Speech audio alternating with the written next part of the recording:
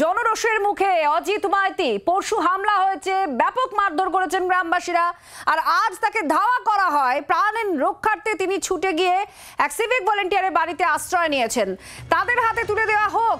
ঘেরাও করে পুলিশের সঙ্গে বচসায় গ্রামবাসীরা। মহিলারা পুলিশকে বলছেন যে তাদের হাতে তুলে দেওয়া হোক, তারা শাস্তি দিতে চান। এই মুহূর্তে যে ছবি আপনারা দেখতে পাচ্ছেন, অজিত মাইতি তিনি ফোনে কথা বলছেন এবং যে বাড়িতে তিনি আশ্রয় নিয়েছেন সেটা এক সিভিক ভলেন্টিয়ারের বাবার বাড়ি। পুলিশের উদ্যোগে কিন্তু সেই যার বাড়ি আপনি আসুন তার বাড়িতে নিয়ে আসা হচ্ছে সেই ছবিটা একবার দেখো শুভদীপ। একদম বয়স্ক মানুষ, তিনি দীর্ঘক্ষণ ধরে আপনাকে বলে ঢুকেছে বাড়িতে, তিনি বাড়িতে ঢুকছেন এবং ভিতর থেকে অজিত মাইতি দেখতে পাচ্ছ যার বাড়িতে অজিত মাইতি শেল্টার নিয়েছিলেন সেই ব্যক্তি এতক্ষণ ঘরে ঢুকতে পারছিলেন না, অবশেষে তিনি ঘরে ঢুকতে পারছেন।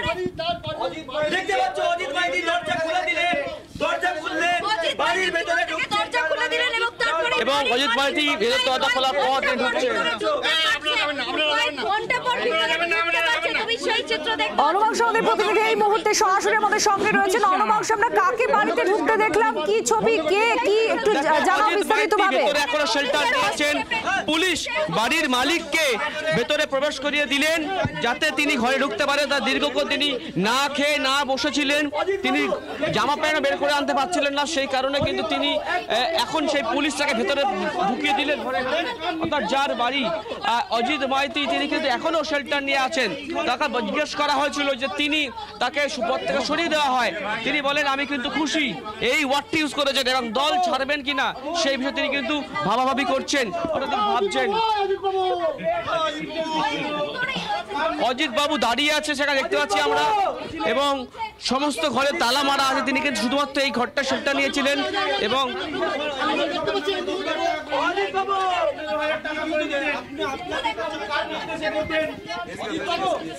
পরমাংশ একদিকে যখন আমরা এই ছবি দেখছি যে অজিত মাইতি তিনি ভেতরে ঢুকে আছেন, একটু বাইরের ছবিটা কি দেখানো সম্ভব, যেখানে মহিলারা দাঁড়িয়ে আছেন, পুলিশ চারপাশ ঘিরে রেখেছে। ডিআইজি বারাসাত তিনি এসছেন, আইজি ট্রাফিক তিনি এসছেন। যেখানে অশান্তি হচ্ছে সেটা শুনে দেখানো যাবে বলবো আমরা একবার। আইজি নিজে এসছেন ঘটনাস্থলে, ডিআইজি বারাসাত তিনিও এসছেন। অর্থাৎ যেখানে বিক্ষোভ হচ্ছে সেই বিক্ষোভ থামাতে তারা চাইছেন, এবং পুলিশের একটা অংশ তারা কিন্তু এখানে রয়েছেন, অজিত মাইতির সামনে তারা রয়েছেন, পাহারা দিচ্ছেন যাতে কেউ কোনোভাবে ঘরে প্রবেশ করতে না পারে।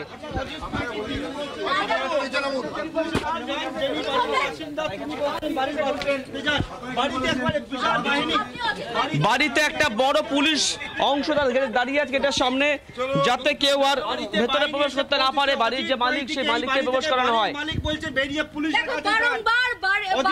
অজিত মাইতি এখনো সেই দরজার একটা অংশ তিনি বাড়িতে রয়েছেন।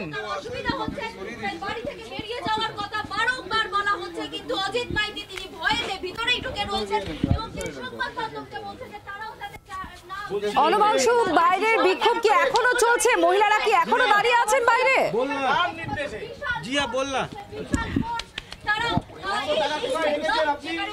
দেখো, সেটা হচ্ছে আমরা দেখছি আইজি তিনি এসছেন নিজে, এবং আসার পর তিনি কিন্তু ঘটনাস্থলে যাচ্ছেন যেখানে বিক্ষোভটা চলছে। একদিকে যেমন পুলিশ ফোর্স মোতায়েন করা হয়েছে, কারণ এখানে কোনো ফোর্স সেই অর্থে ছিল না, রাস্তাটা সরু। এবার দেখা যাচ্ছে সেই বড় অংশ একটা পুলিশের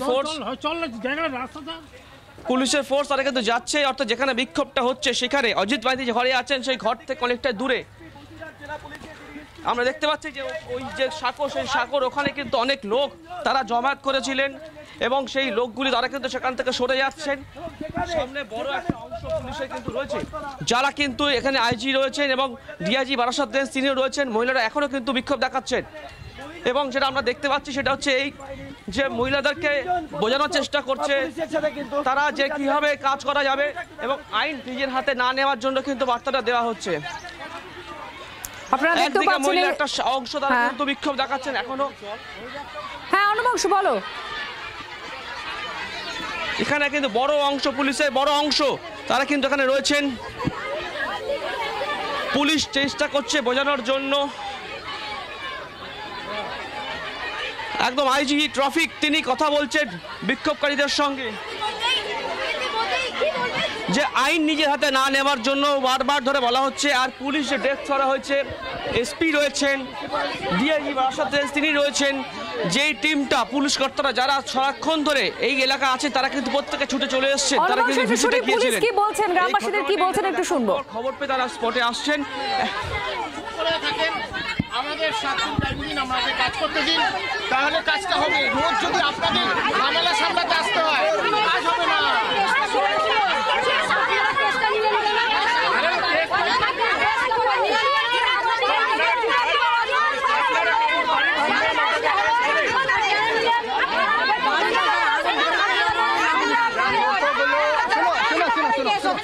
যতগুলো অভিযোগ আপনাদের দেওয়ার আছে সব অভিযোগ এখানে নেওয়া হবে। আমি বলছি শোনো, নাম্বার 1 কাজ করার সময় দিতে হবে। আপনারা আইনটা হাতে নেবেন না। 144 চলছে এলাকে, আমাদেরকে কাজ করতে দেন। আমরা তো সব কাজ করছি। ইতিমধ্যেই 100 বেশি লোক জমি ঘিরে পেয়েছে। পুলিশ করে না তখন পুলিশ তো আছে এখানে। আপনাদের যা অভিযোগ লিখে দেন।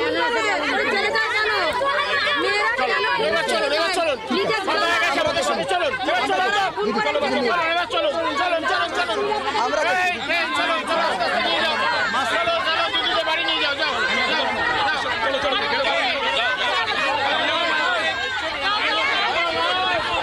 বাড়ি পাঠানোর প্রক্রিয়া শুরু হয়েছে। মহিলা পুলিশ, মহিলা র্যাব আর তারা কিন্তু সামনের সারিতে রয়েছেন। যে যারা বিক্ষোভ দেখাচ্ছে তাদেরকে বুঝিয়ে বাড়ি পাঠানোর প্রক্রিয়া কিন্তু শুরু হয়ে গিয়েছে। আইজি নিজে বুঝিয়েছেন যে আইন হাতে নেবেন না এবং পুলিশের রাস্তা রাখুন।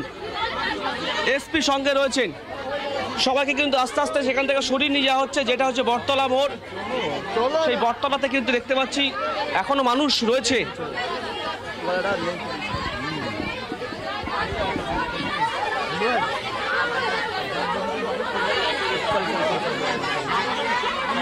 আপনারা দেখতে পাচ্ছেন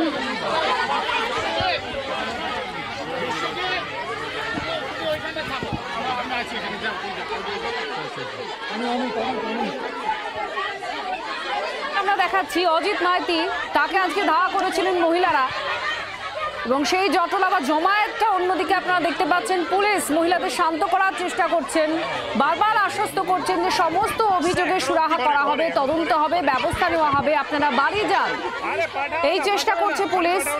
অপরদিকে অজিত মাইতিকে একসময় ধাওয়া করেছিলেন একদল গ্রামবাসী, তিনি প্রাণের ভয়ে এক সিভিক ভলেন্টিয়ারের বাড়িতে ঢুকে পড়েছেন, সেখানেই এখনো আটকে আছেন। বাংলার আওয়াজ, বাঙালির আবেগ, জি 24 ঘন্টা।